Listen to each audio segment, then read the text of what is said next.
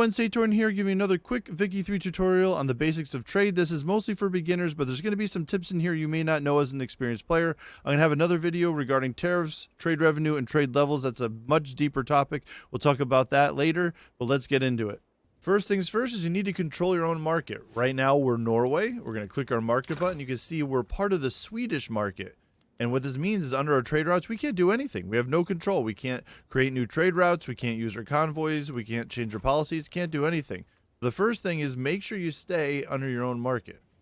The best way to stay in your own market is to make sure you don't become a subject of another one, either through war or through diplomacy. So, for example, in the British market, you can see here, Western Australia, they're a puppet of Britain, and that's why they're in their market. Also, you can see here a protectorate, the United Tribes, again, part of the British market. So there's a lot of different diplomacy options that other nations can try to do, such as a customs union. So please be careful. Otherwise, you'll lose complete access or control of your trade.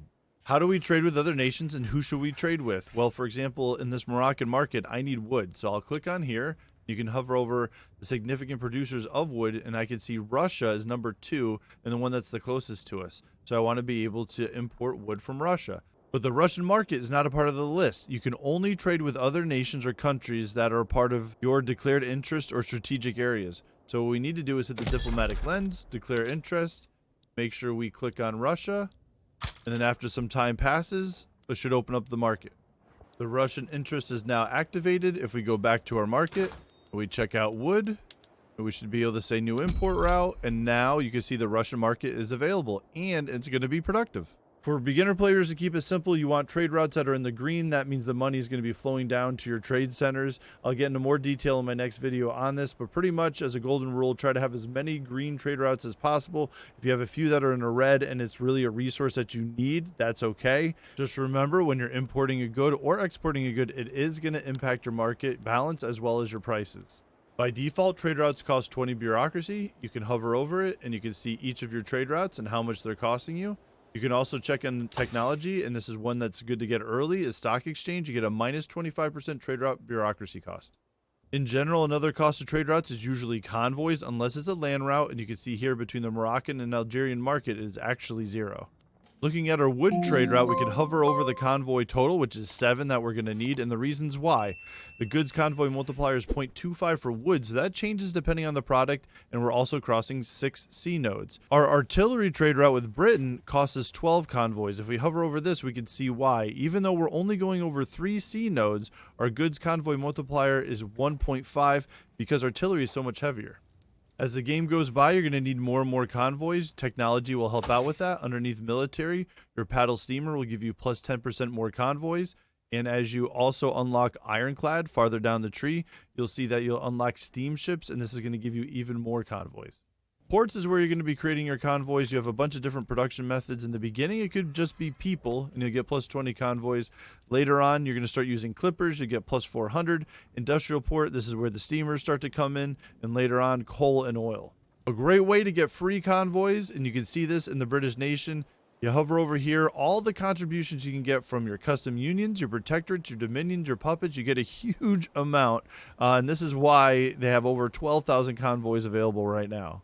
You'll want to keep an eye on your trade routes. Sometimes they become inactive. That's usually maybe if one side, like the product's too much in demand and they can't fulfill it anymore, it'll actually become inactive and it'll say supplies are too low. In this case, though, it's actually convoys. The trade routes here and convoys, you can see how much trouble we're having, as well as down in the usable convoys to required. There just isn't enough, and a bunch are being sunk because we're also at war.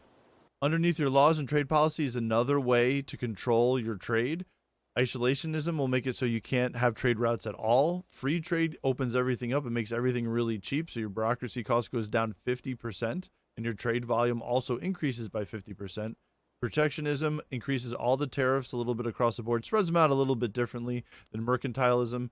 Here you can see it's a little bit less on the import rather than the export. Trade agreements are another way to open up your trade to another country. The maintenance cost is usually influenced. I think the base is 50. It costs a little bit more because Spain is a major power, so you see the plus 25 here. What this does, though, the trade agreement is a pact between the two countries, eliminates all tariffs and bureaucracy costs of the trade route. So pretty much it opens up a lot. The convoys are still needed, but all the other costs are gone. Another more aggressive way to open up trade is by going to war and doing a diplomatic play of take treaty port. If you do get this, you'll get a given province in the state, which will open up and bypass all tariffs and embargoes when trading within the market of that state region. Another diplomatic play that you can use is open market, and if you win the war, then your enemy's trade policy needs to change to free trade for 60 months, which could wreak havoc on their economy. Two ways to stop trade between you and another country is through war, which causes an embargo, or you can do an embargo through a diplomatic action. It'll usually cost you 100 influence. Here it's going to cost an extra 100 because France is a great power. What this does, though, it'll stop both countries from being able to trade with one another through imports or exports. I hope this video gives you the basics that you need for trade as a beginner player. As an experienced player, maybe you picked up a few tips that you didn't know before. Keep an eye out on my next video for tariffs, trade revenue, and trade levels. Hit that notification, subscribe, and like button. They're free. And as always, for the swarm.